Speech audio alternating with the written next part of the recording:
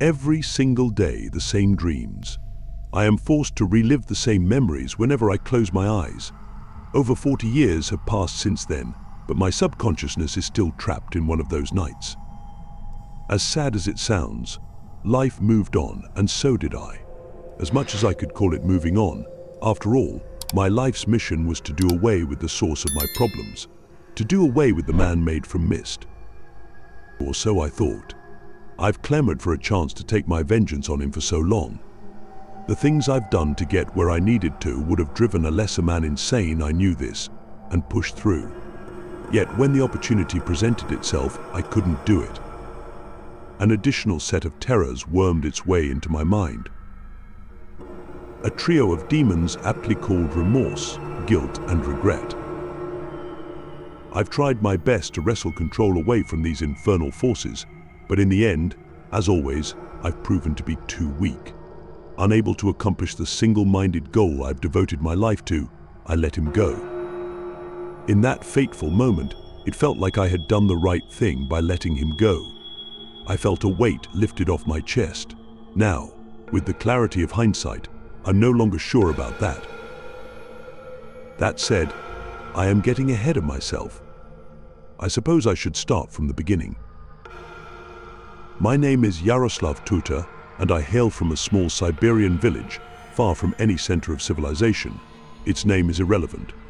Knowing what I know now, my relatives were partially right and outsiders have no place in it. The important thing about my home village is that it's a settlement frozen in the early modern era. Growing up, we had no electricity and no other modern luxuries. It was, and still is, as far as I know, a small rural community of old believers. When I say old believers, I mean that my people never adopted Christianity. They believe in the old gods. Perun and Vels, Svarog and Dashbog, along with Mukosh and many other minor deities and nature spirits.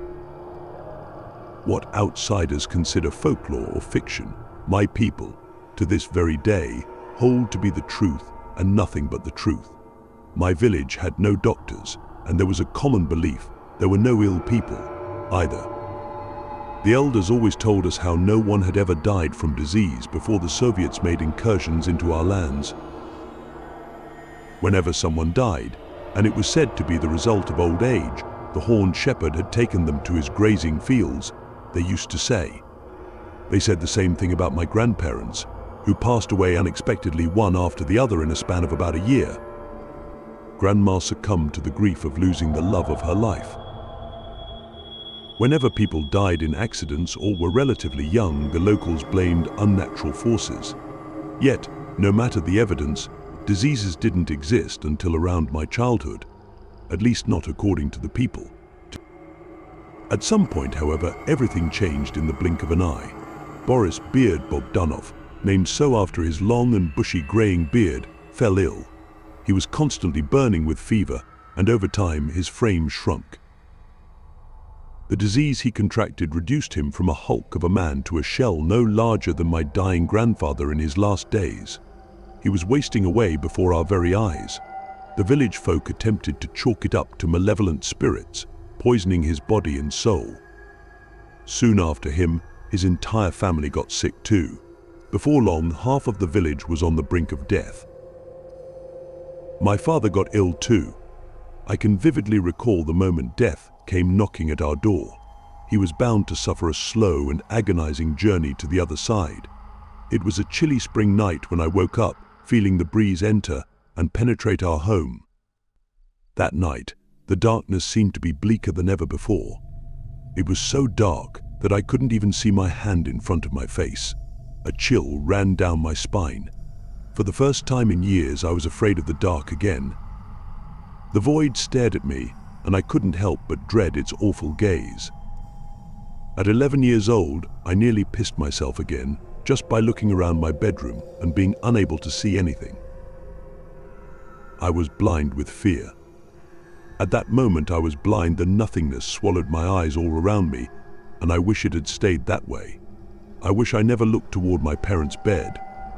The second I laid my eyes on my sleeping parents' reality took any semblance of innocence away from me. The unbearable weight of realization collapsed onto my infantile little body, dropping me to my knees with a startle. The animal instinct inside ordered my mouth to open, but no sound came. With my eyes transfixed on the sinister scene, I remained eerily quiet, gasping for air and holding back frightful tears.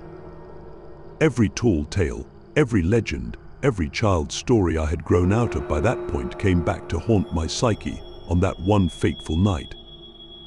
All of this turned out to be true. As I sat there, on my knees, holding on to dear life, a silhouette made of barely visible mist crouched over my sleeping father, its head pressed against father's neck, teeth sunk firmly into his arteries. The silhouette was eating away at my father. I could see this much, even though it was practically impossible to see anything else, as if the silhouette had some sort of malignant luminance about it. The demon wanted to be seen.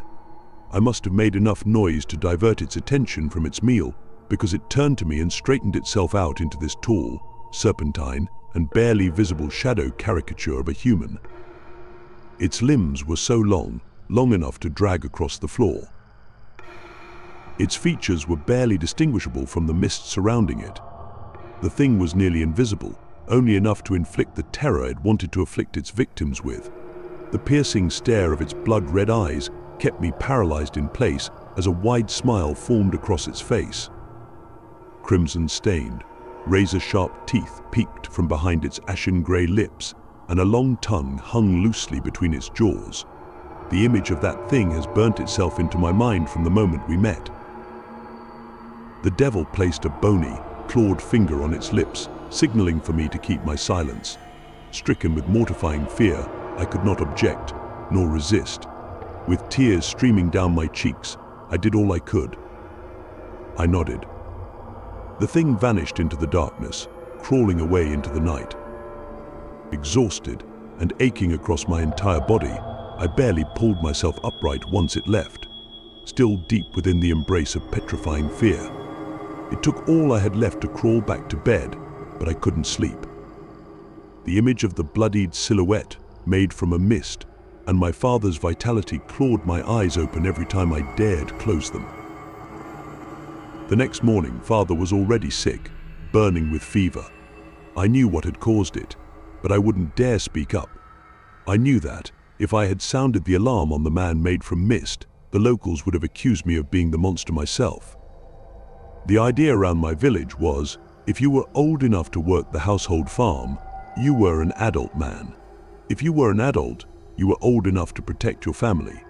Me being unable to fight off the evil creature harming my parent meant I was cooperating with it, or was the source of said evil.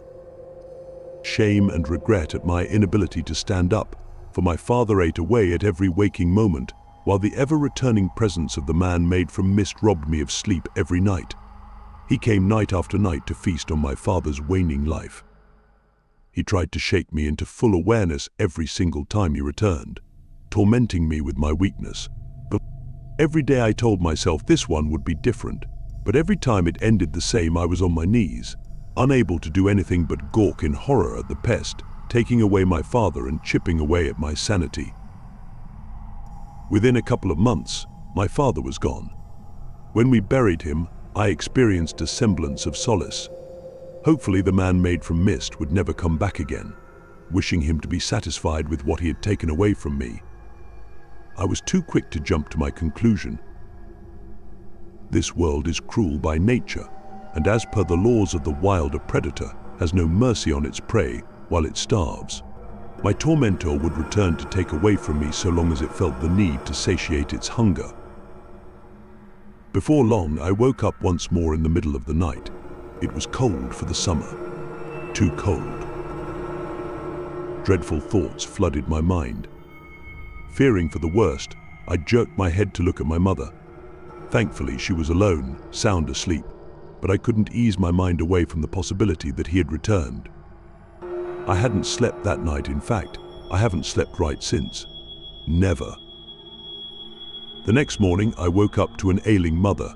She was burning with fever, and I was right to fear for the worst.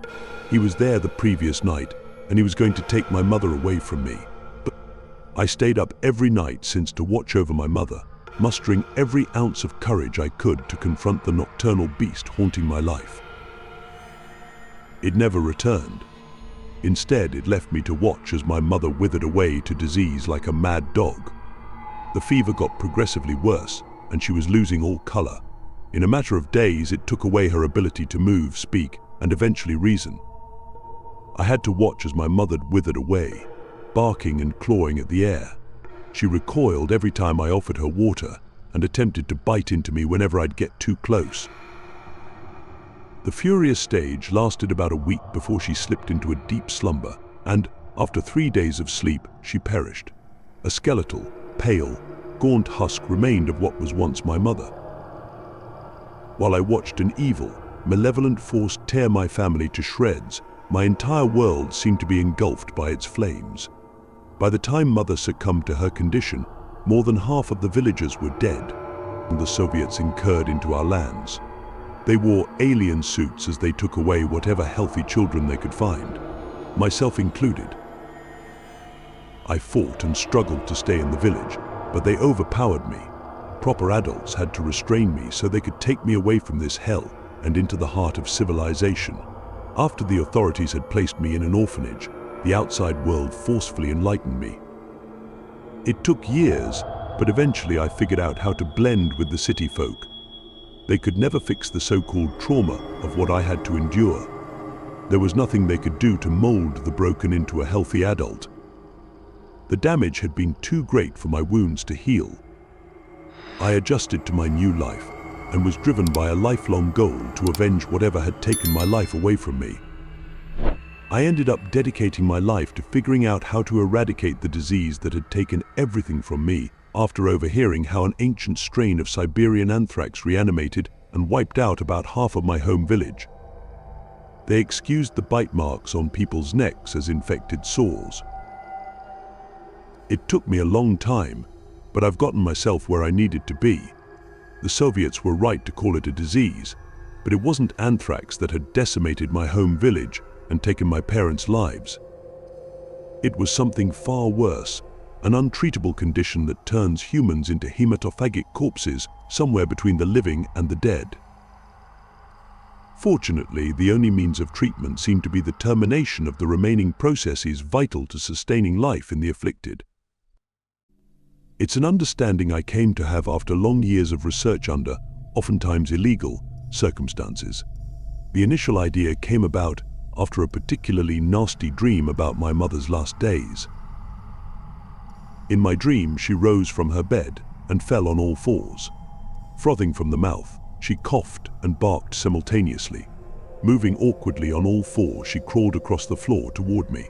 With her hands clawing at my bedsheets, she pulled herself upwards and screeched in my face, letting out a terrible sound between a shrill cry and cough. Eyes wide with delirious agitation, her face lunged at me, attempting to bite whatever she could. I cowered away under my sheets, trying to weather the rabid storm. Eventually, she clasped her jaws around my arm, and the pain of my dream jolted me awake. Covered in cold sweat and nearly hyperventilating, that's where I had my eureka moment.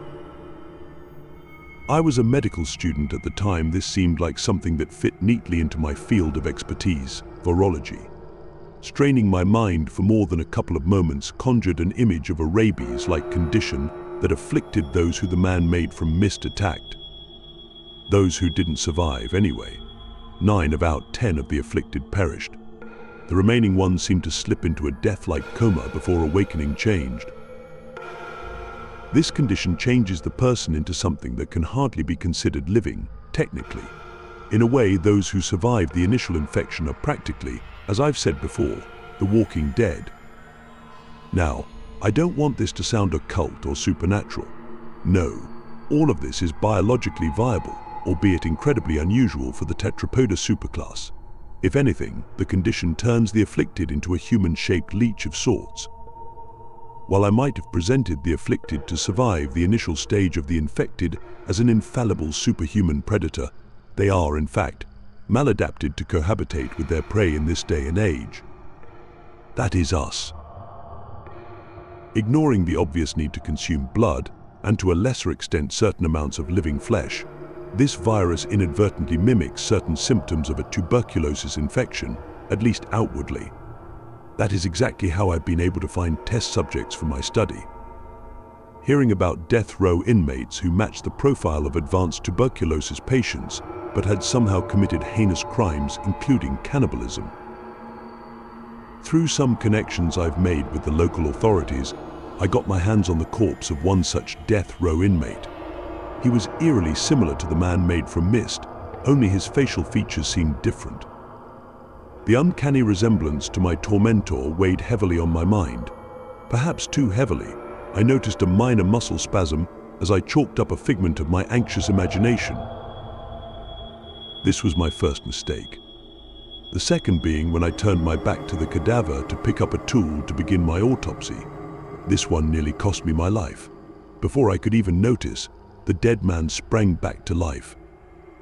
His long, lanky, pale arms wrapped around tightly around my neck. His skin was cold to the touch, but his was strength incredible. No man with such a frame should have been able to yield such strength.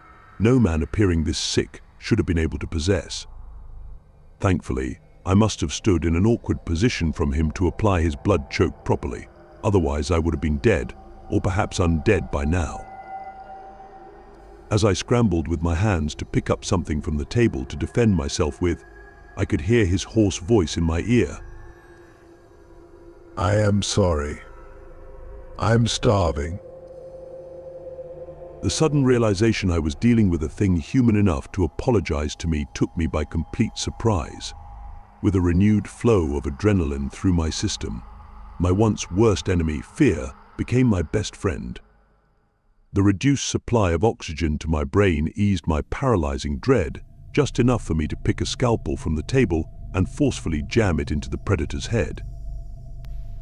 His grip loosened instantly and, with a sickening thump, he fell on the floor behind me, knocking over the table.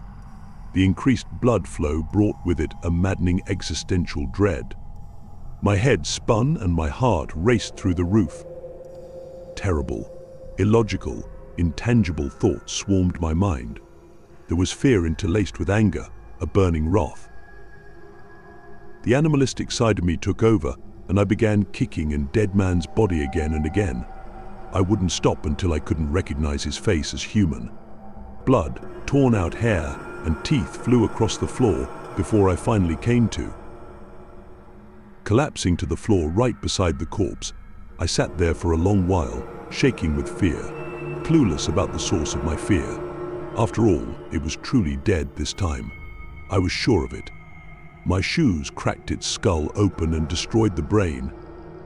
There was no way it could survive without a functioning brain. This was a reasoning thing. It needed its brain. Yet there I was, afraid, not shaken, afraid. This was another event that etched itself into my memories, giving birth to yet another reoccurring nightmare. Time and time again, I would see myself mutilating the corpse, each time to a worsening degree. No matter how often I tried to convince myself, I did what I did in self-defense. My heart wouldn't care. I was a monster to my psyche. I deeply regret to admit this, but this was only the first one I had killed, and it too perhaps escaped this world in the quickest way possible. Regardless, I ended up performing that autopsy on the body of the man whose second life I truly ended. As per my findings, and I must admit, my understanding of anatomical matters is by all means limited, I could see why the execution failed. The heart was black and shriveled up an atrophied muscle. Shooting one of those things in the chest isn't likely to truly kill them. Not only had the heart become a vestigial organ, but the lungs of the specimen I had autopsied revealed regenerative scar tissue. These things could survive what would be otherwise lethal to average humans. The digestive system, just like the pulmonary one, differed vastly from what I had expected from the human anatomy. It seemed better suited to hold mostly liquid for quick digestion. Circulation, while reduced, still existed, given the fact the creature possessed almost superhuman strength. To my understanding, the circulation is driven by musculoskeletal mechanisms explaining the pallor. The insufficient nutritional value of their diet can easily explain their gauntness. Unfortunately, this study didn't yield many more useful results for my research. However, I ended up extracting an interesting enzyme from the mouth of the corpse, with great difficulty given the circumstances. These things develop Draculin, a special anticoagulant found in vampire bats. As much as I'd hate to call these unfortunate creatures vampires, this is exactly what they are. Perhaps some legends were true, yet at that moment, none of it mattered. I wanted to find out more. I needed to find out more. To make a painfully long story short, I'll conclude my search by saying that for the longest time, I had searched for clues using dubious methods. This, of course, didn't yield the desired results. My only solace during that period was the understanding that these creatures are solitary and thus could not warn others about my activities and intentions. With the turn of the new millennium, fortune shone my way, finally, shortly before the infamous Armin Maiwai's affair. I had experienced something not too dissimilar. I found a post on a message board outlining a request for a willing blood donor for cash. This wasn't what one could expect from a blood donation, however. The poster specified he was interested in drinking the donor's blood and, if possible, straight from the source. This couldn't be any more similar to the type of person I had been looking for. Disinterested in the money, I offered myself up. That said, I wasn't interested in anyone drinking my blood either, so to facilitate a fair deal, I had to get a few bags of stored blood. With my line of work, that wasn't too hard. A week after contacting the poster of the message, we arranged a meeting. He wanted to see me at his house. Thinking he might intend to get more aggressive than I needed him to be, I made sure I had my pistol when I met him. Overall, he seemed like an all-right person for an anthropophagic hemophile. Other than the insistence on keeping the lighting lower than I'd usually like during our meeting, everything was better than I could ever expect. At first, he seemed taken aback by my offer of stored blood for information, but after the first sip of plasmoid liquid, he relented. To my surprise, he and I were a lot alike, as far as personality traits go. As he explained to me, there wasn't much that still interested him in life anymore. He could no longer form any emotional attachments, nor feel the most potent emotions. The one glaring exception was the high he got when feeding. I too cannot feel much beyond bitter disappointment and the ever-present anxious dread that seems to shadow every moment of my being. I have burned every personal bridge I ever had in favor of this ridiculous quest for revenge I wasn't sure I could ever complete. This pleasant and brief encounter confirmed my suspicions the infected are solitary creatures and prefer to stay away from all other intelligent life forms when not feeding.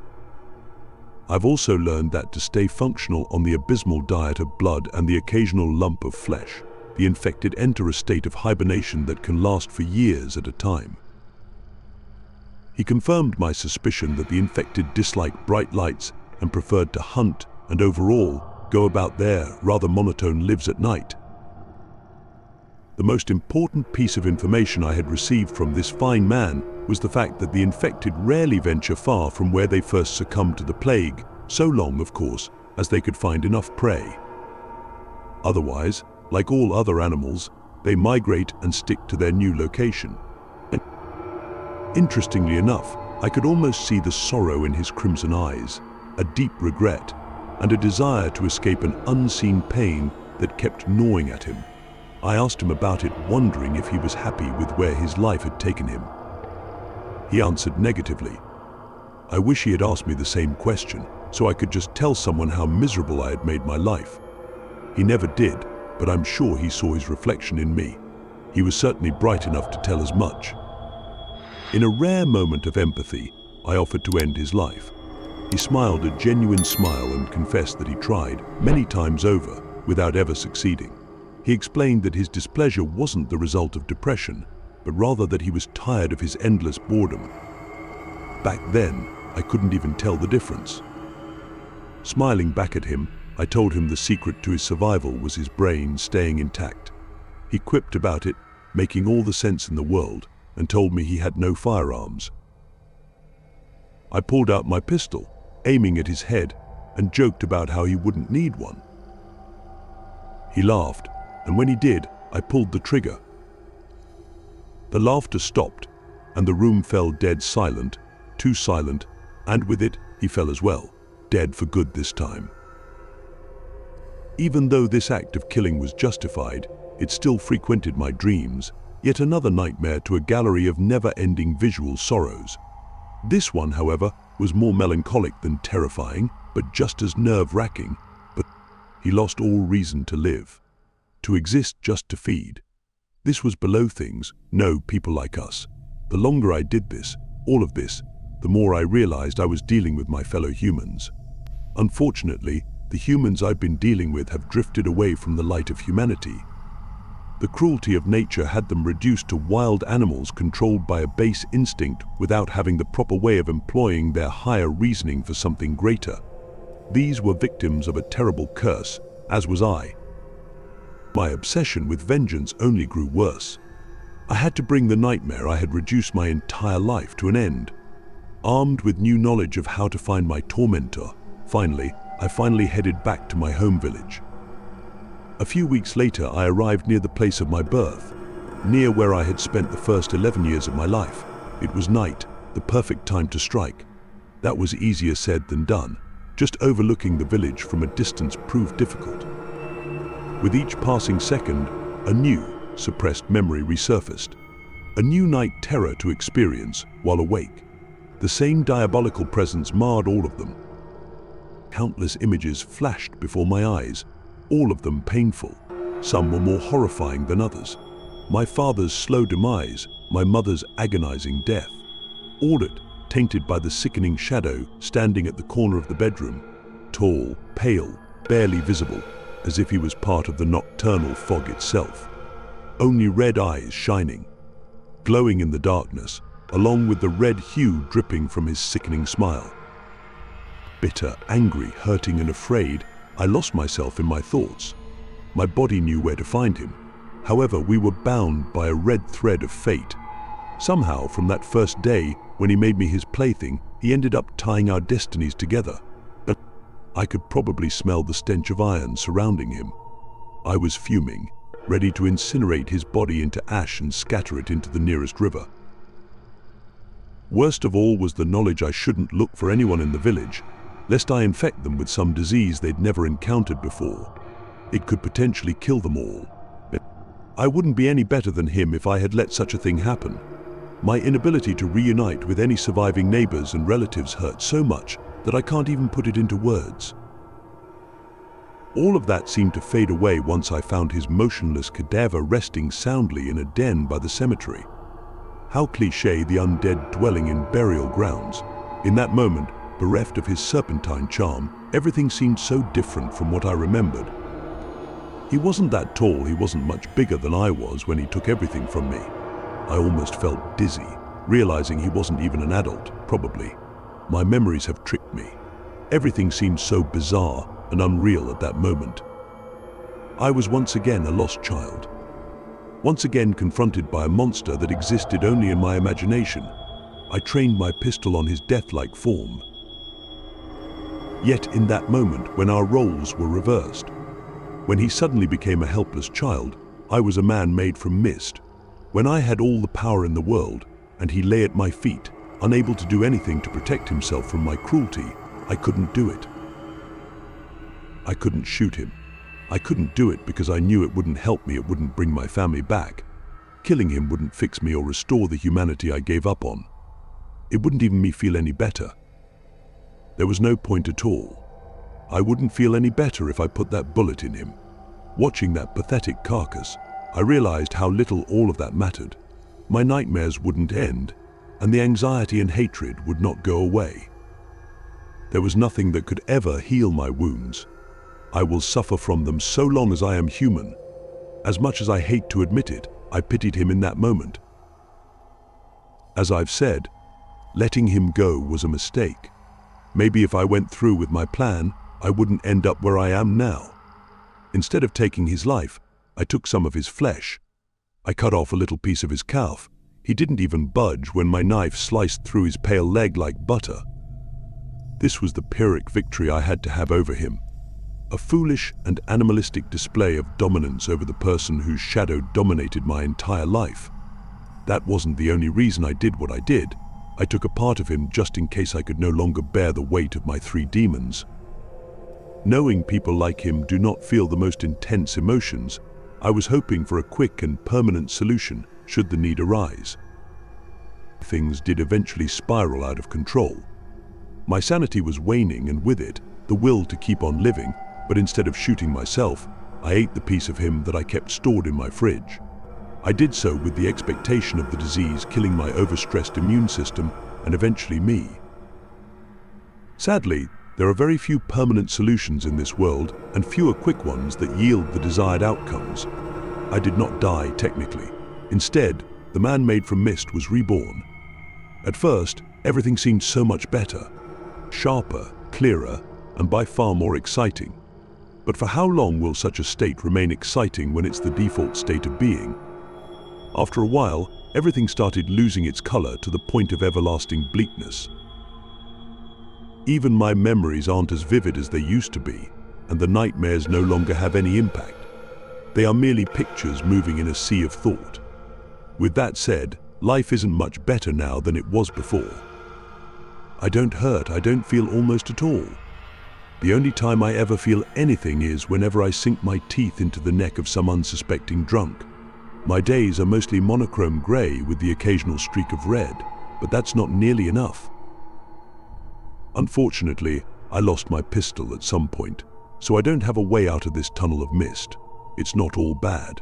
I just wish my nightmares would sting a little again. Otherwise, what is the point of dwelling on every mistake you've ever committed? What is the point of a tragedy if it cannot bring you the catharsis of sorrow? What is the point in reliving every blood-soaked nightmare that has ever plagued your mind if they never bring any feelings of pain or joy? Is there even a point behind a recollection that carries no weight? There is none.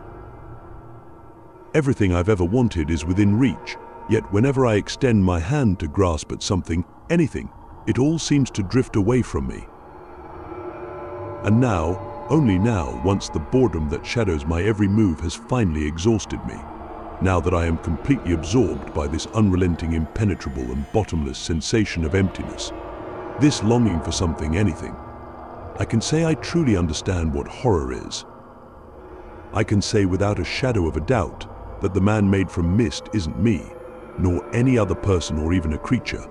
No, the man made from mist is the embodiment of pure horror, of fear. One so bizarre and malignant it exists only to torment those afflicted with sentience.